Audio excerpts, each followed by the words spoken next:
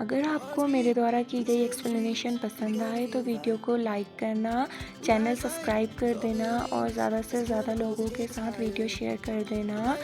Episode की शुरुआत में हमें हॉस्पिटल दिखाया जाता है जहां पर वी और आरएम वी के कानों का चेकअप करा रहे थे, जहां पर उसे पता चलता है कि उसके कान में सिर्फ एक टेम्परेरी चोट लगी हुई थी जिस वजह से वह कुछ पल के लिए सुन नहीं पाया।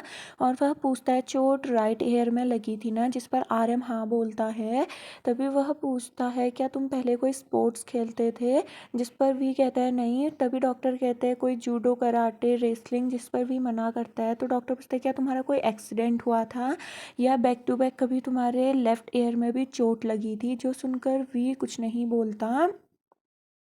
जो देखकर डॉक्टर एक गहरी सांस लेते हैं। उसके बाद हमें उन दोनों के घर को जाने का सीन दिखाया जाता है जहाँ पर कि वह दोनों घर को जा रहे थे और इस वक्त दोनों में से कोई भी बात नहीं कर रहा था। फिर हमें शाम का सीन दिखाया जाता है जहाँ वो सभी उसी कंटेनर के अंदर थे और वी और आरएम के आने का इंतज़ार कर रहे थे और वी के आने के लिए वह बेड वगैरह रेडी कर रहे थे। तभी जंगकुक की नज़र वहाँ पर एक फ़ोटोग्राफ पर पड़ती है जिस पर वही स्कॉलरशिप फाउंडेशन इवेंट दिन की फ़ोटोग्राफ थी, जिसमें वो अपने मॉम डैड को देखता है। तभी शुगा उससे पूछता है कि तुम्हारे स्टेप डैड स्कॉलरशिप फाउंडेशन के चेयरमैन है ना, जिस पर जंगकुक हाँ बोलता है। तो शुगा उससे पूछता है कि क्या तुम्हें पता है कि पुराने इसमें सेवेंथ स्कॉलरशिप फाउंडेशन में क्या हुआ था। जिस पर जंगकुक कहता है नहीं मुझे इस बारे में नहीं पता है, लेकिन मुझे ये पता है कि अब तक उसके बाद से हमेशा सिर्फ स्कॉलरशिप बॉयज़ के लिए ही रही गई है, क्योंकि पहले पास्ट में कुछ ऐसा हुआ है जिस वजह से ये हो रहा है। जो सुनकर शुगा उससे पूछता है कि ऐसा क्या हुआ है कि स्कॉलरशिप अब सिर्फ बॉयज़ को मिल रही है। जिस पर जंगकुक उसे देखता है और बोलता है मेरी मॉम ने स्टेप डैड से इतना नहीं पूछा, इसलिए मुझे इस बारे में इतना कुछ नहीं पता। और ये कहते हुए वो वहाँ से चला जाता है। वहीं शुगा ये देखकर एक गहरी सांस लेता है और फिर जिन के पास जाकर बैठ जाता है और उससे बोलता है चिंता मत करो, वी बिल्कुल ठीक होगा। तुम कोई रोनाल्डो तो हो नहीं ना, तुमने ये सब जानबूझ के नहीं किया। जिस पर जिन कहता है हाँ। तभी अचानक से ही शुगा जिन से प्रिंसिपल के बारे में बात करने लगता है और बोलता है अगर तुम्हारे पास कुछ भी हो जो तुम्हें परेशान कर रहा हो तुम मुझसे शेयर कर सकते हो। जो सुनकर जिन पूछता है जैसे, जिस पर शुगा कहता है जैसे कि प्रिंसिपल के बारे में मुझे पता है कि वो सिर्फ फ्लावर की देखभाल करने के लिए तो तुमसे नहीं बोलेगा और ये चीज़ काफ़ी ज़्यादा ट्रोमेटिक है। जिस पर जिन भी हाँ में सर हिलाता है। तभी जिन उससे बोलता है ये सब तुम्हारी मॉम की वजह से है ना। जिस पर शुगा कहता है हाँ, क्योंकि मुझे पता चला कि मेरी मॉम और तुम्हारे डैड एक ही स्कॉलरशिप फाउंडेशन के अंदर वर्क करते थे। जिस पर जिन कहता है मुझे इस बारे में कुछ नहीं पता और मेरे डैड भी इस बारे में कभी बात नहीं करते हैं, लेकिन शायद से पुराने घर पे उसकी कुछ फ़ोटोग्राफ्स वगैरह हो सकती है उनके मिडिल स्कूल और हाई स्कूल की। जो सुनकर शुगा खुश हो जाता है और उससे बोलने ही वाला था कि तभी वहाँ पर आरएम घर के अंदर एंटर कर जाता है। जो देखकर वह दोनों जल्दी से उठकर उसके पास जाते हैं और पूछते हैं तुम अकेले क्यों आए हो, वी कहाँ है। जिस पर वो बताता है कि वो अपने घर कुछ लेने के लिए गया है और तभी उससे वह वी की हेल्थ के बारे में पूछते हैं। तो वो बताता है कि जिस कान में उसके लगी थी वो कान बिल्कुल ठीक है, लेकिन वो अपने लेफ्ट कान से बिल्कुल भी नहीं सुन पा रहा है और ये पहले से ही है। जो सुनकर वो सभी हैरान हो जाते हैं। तभी आर्यन उन्हें बताता है कि डॉक्टर ने बोला कि उसका वो कान पहले से ही इंजर्ड था और बैक टू बैक उसमें चोट लगने की वजह से वो ज़्यादा सीरियस हो चुका है। ये सुनकर बाकी सभी हैरान हो जाते हैं। तभी जोंगकुक कहता है उसके डैड ने उसे लेफ्ट ईयर पे ही मारा हुआ था, शायद से उसी वजह से उसकी लेफ्ट ईयर में चोट है। और ये सुनकर जिनके चेहरे के एक्सप्रेशन बदल जाते हैं। वहीं उसके बाद हमें वी का सीन दिखाया जाता है जहाँ पर कि वो अपने घर से बाहर निकल रहा था और इस वक्त उसके हाथ में अपना बैकपैक और टेडी बियर भी था। तभी वह अपने घर से थोड़ा नीचे आकर उस जगह आने लगता है जहाँ पर वो कैट को खाना खिलाया करता था। तभी उसे वहाँ पर कैट की डेड बॉडी दिखती है जिसे देखकर वो उदास हो जाता है, लेकिन फिर वो इग्नोर कर कर सीधा उसी कंटेनर डोम में आ जाता है। जैसे ही वो अंदर घुसता है तो सभी उसके पास आते हैं और बोलते हैं जिमिन और जंगकुक भी वेट कर रहे थे लेकिन ज़्यादा लेट होने की वजह से वो चले गए। तभी आर्यन पूछता है तुम्हें भूख लगी है, मैं खाना लगाऊं, लेकिन वी कहता है नहीं मैं बिल्कुल ठीक हूँ। और ये कहकर वो अपने बैग को खोलकर उससे सामान निकालने लगता है, लेकिन वह निकल नहीं रहा था। तो आरएम बोलता है, जिन उसके पास आता है और बोलता है रुको मैं तुम्हारी हेल्प करूं, लेकिन वी उसे दूर धकेल देता है और बोलता है मुझे टच मत करो, मैं बिल्कुल ठीक हूँ। तभी जिन उससे माफ़ी मांगता है, जो सुनकर वी बोलता है इट्स ओके। तो फिर कोई कुछ भी नहीं कहता और वी लगातार सामान निकालने की कोशिश कर रहा था लेकिन निकलता नहीं है। तो वो गुस्से से बैग उस पर फेंक देता है और जिन पर गुस्सा करने लगता है, तुम सॉरी क्यों बोल रहे हो, तुम इसमें गलत क्या हो, जल्दी मुझे बताओ ना, तुम आखिर कहना क्या चाहते हो। जिन तुम खुद को समझते क्या हो, तुम्हें मुझ पर दया आ रही है ना, मैं बहुत अच्छे से जानता हूँ तुम लोगों को, तुम्हारा रियल फेस मैं काफ़ी अच्छे से जानता हूँ। तुम हमें कभी अपना दोस्त मानते ही नहीं हो। तुम हमारे साथ हैंग आउट करने के लिए भी शर्माते हो क्योंकि हम इस तरीके के हैं, और प्रिंसिपल भी हमेशा तुम्हारे ऊपर ध्यान देते हैं।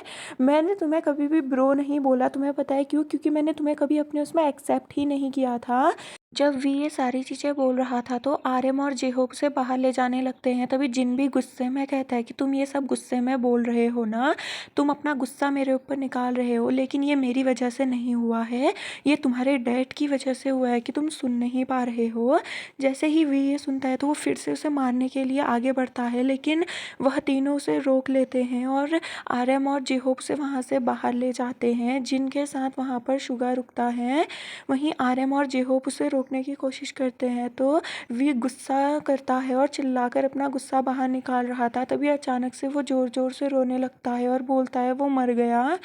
जैसे ही जेहोब और आर्यम ये सुनते हैं तो वो हैरान हो जाते हैं। तभी आर्यम कहता है कौन मर गया, क्या हुआ, तुम किसके बारे में बात कर रहे हो। तभी वी उसकी तरफ देखते हुए बोलता है आर्यम वो मर गई, जिसकी टर्न का मैं ध्यान रखता था वो मर गई। और ये कहकर वो और भी ज़ोर ज़ोर से रोने लगता है और बोलता है वो इसलिए मरी क्योंकि वह वीक थी। अगर तुम वीक होते हो तो तुम हार जाते हो, और तुम हार जाते हो तो तुम मर जाते हो, तुमने सुना, तुम मर जाते हो, इसीलिए वो मर गई।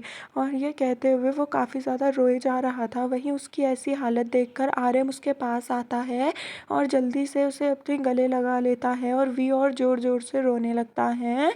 वी भी आर्यम को गले लगा लेता है और इस वक्त वी काफ़ी ज़्यादा सैड दिख रहा था और इस वक्त उसे काफ़ी बुरा लग रहा था। उसके बाद हमें दूसरी सीन दिखाई जाती है जिसमें कि हर कोई अब अलग अलग बैठा हुआ था।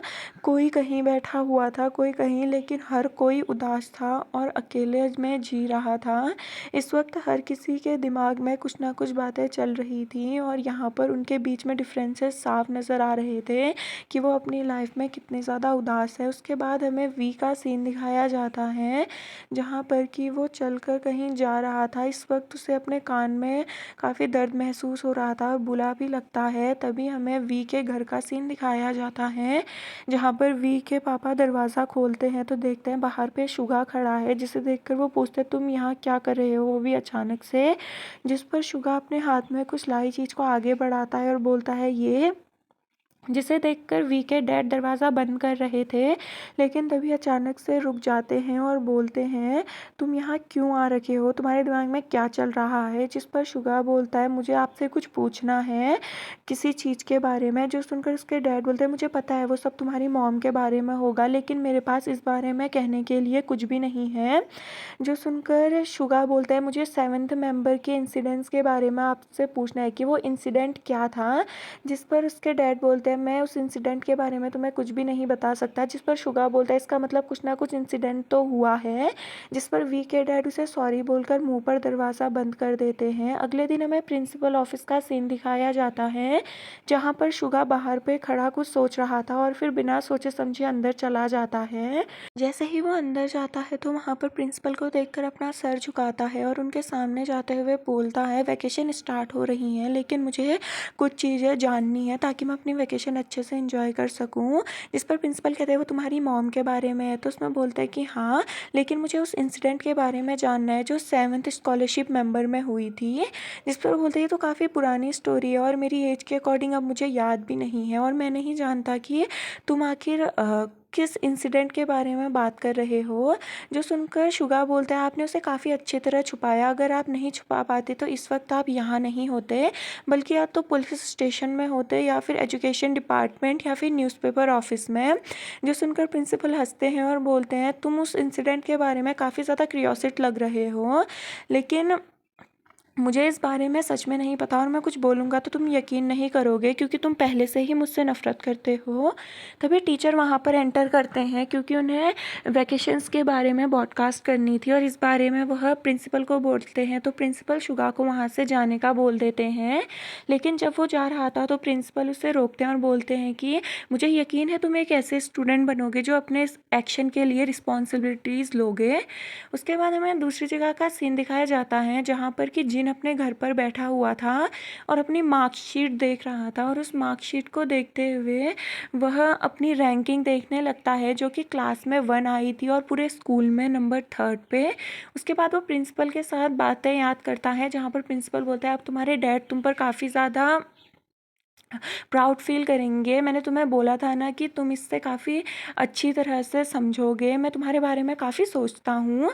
और यही सब सोचते हुए वह अपनी मार्कशीट को पूरा मरोड़ देता है और इस वक्त तो काफ़ी परेशान लग रहा था। तभी अचानक उसके फ़ोन में नोटिफिकेशन आता है जो और किसी का नहीं, वी का था जो कि उसे बाहर बुला रहा था। जो देखकर जिन जल्दी से बाहर आ जाता है और उसे साइड में ही वी खड़ा दिखता है जिसे देखकर वह धीरे से चलकर उसके पास आने लगता है। वहीं वी इस वक्त काफ़ी उदास लग रहा था। जैसे ही वी जिन को देखता है तो वह एकदम उसके फेस टू फेस खड़ा हो जाता है और फिर उसे देखते हुए बोलता है मना करो, बोलो नहीं। जो सुनकर जिन कंफ्यूज होता है और बोलता है लेकिन किसके लिए मना करूं, जिस पर वो बोलता है कि ये सब मेरे डैड ने नहीं किया और ना ही ये सब तुम्हारी वजह से हुआ। बोलो, तुम ऐसा बोलो कि ये मेरे डैड ने नहीं किया, इसके पीछे मेरे डैड नहीं है। ऐसा बोलो जो मैं तुमसे कह रहा हूँ। और ये कहते हुए वह रो भी रहा था और बोलो कि जो कुछ भी मेरे साथ हुआ वो सब इसलिए हुआ क्योंकि मैं एक बहुत ज़्यादा अनलक्की पर्सन हूँ। और ये कहते हुए वो रो रहा था। वहीं उसे ऐसे रोता हुआ देखकर जिन एक गहरी सांस लेता है और बोलता है ठीक है, जो कुछ भी हुआ वो होना ही था और वो एक बैड लक था। अब क्या? जैसे ही वी ये सुनता है तो बोलता है इनफ, अब के लिए अब से बहुत हो गया, अब सब ख़त्म। और ये कहते हुए वह रोते हुए वहाँ से चला जाता है और वह जाते हुए खुद के आंसुओं को भी कंट्रोल कर रहा था। वहीं जिन उसे जाता हुआ बस देखते रह जाता है। जब वी वहाँ से जा रहा था तभी अचानक उसके फ़ोन में एक नोटिफिकेशन आता है जिसे देखकर वो जल्दी से कहीं चला जाता है और फिर हमें रेस्टोरेंट का सीन दिखाया जाता है जहाँ पर वो एक लड़की के साथ बैठा हुआ था जो कि और कोई नहीं उसकी छोटी बहन थी, जो कि उसे बताती है कि उसकी मॉम ने न्यू घर ले लिया है और अब वह दोनों मॉम के साथ वहाँ रह सकते हैं। लेकिन वी मना कर देता है और बोलता है नहीं, मैं नहीं आऊँगा, मैं अभी भी अपने डैड के साथ रहूँगा। जो सुनकर उसकी बहन आंसू वाली आंखों से उसे देखने लगती है। तभी वी वहाँ से सीधा अपने घर पे चला जाता है और अपने घर को देखने लगता है। जैसे ही वो अपने घर को देखता है तो वो कुछ सोचते हुए उसके अंदर एंटर, उसे अपने बहन के साथ करी गई बातें याद आती हैं कि जिसमें उसने कहा था कि मैं अपने डैड को अकेला नहीं छोड़ सकता हूँ। लेकिन जैसे ही वो घर का दरवाज़ा खोलता है और लाइट खोल के अंदर देखता है तो उसके डैड अभी भी दारू पीकर वहीं पर पड़े हुए थे, जिन्हें देखकर वह उनको देखता है और उनके पास जाने लगता है। और उनको पास जाते हुए उसे याद आने लगता है कि कैसे उसके डैड समुंदर में जाकर चलने लगे थे जैसे कि वो सुसाइड करना चाहते थे। तभी एक बच्चा जाकर उन्हें पकड़ता है जो कि और कोई नहीं वी होता है। इसीलिए अभी वो जल्दी से अपने डैड को उठाता है और उन सब बातों को याद करने लगता है और बोलता है मैं अभी भी अपने डैड को लाइक करता हूँ और अपने डैड को गले लगा लेता है। उसे डर था कि अगर वो अपने डैड को छोड़कर चला गया तो कहीं उसके डैड फिर से सुसाइड करने का ना सोचें जैसे कि उन्होंने बचपन में किया था। जब वी छोटा था वो सीधा समुंदर के बीच में जाना चाहते थे लेकिन उस टाइम पे वी ने उन्हें रोक दिया था। और यही सब याद करते हुए वह सोचता है कि कैसे उसने अपनी बहन को बोला था कि वो और मॉम अच्छी लाइफ जिए, अगर वो वापस आए तो उसे भी अपनी मॉम की तरह जीना होगा। इसलिए वो कहता है कि यहाँ वो कभी वापस दोबारा ना आए क्योंकि वो नहीं चाहता कि वह ऐसी लाइफ दोबारा से जिए। और जल्दी से अपना बर्गर खा के वो उस होटल से निकल चुका था। वहीं उसकी बहन उसे ऐसे देखकर काफ़ी उदास होती है। वहीं इस वक्त ये सब सोचते हुए वी अपने घर पे काम कर रहा था। तभी उसकी नज़र सिंक पर पड़े कप पर पड़ती है, जिसे देखकर वो अपने डैड से पूछता है कि क्या यहाँ कोई आया था, जिस पर उसके डैड हाँ बोलते हैं और वी पूछता है कि कौन, लेकिन उसके डैड कोई जवाब नहीं देते। तभी फ़ोन में नोटिफिकेशन आता है उनके ग्रुप चैट में, जिसमें कि जिमिन ने कहा था कि सब कहाँ हो और क्या कर रहे हो, क्या कल हम बीच में चले। और फिर हमें बीच का सीन दिखाया जाता है जहाँ पर कि जिमिन अकेला चल रहा था